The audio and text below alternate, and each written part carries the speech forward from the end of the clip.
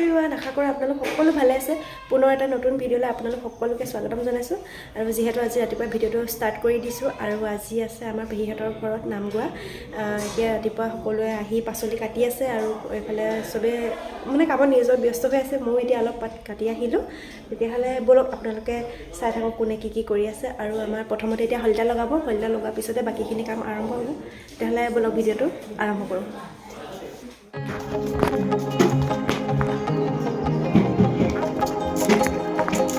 নহ'ব এয়া দেখুৱাব লাগিব নহয় আকৌ কি কৰি আছে। এয়া শলিতা ভুজি হৈ গ'ল। পাচলি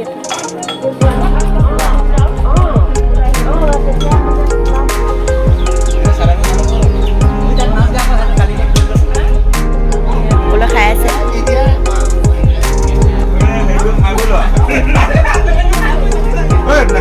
খাম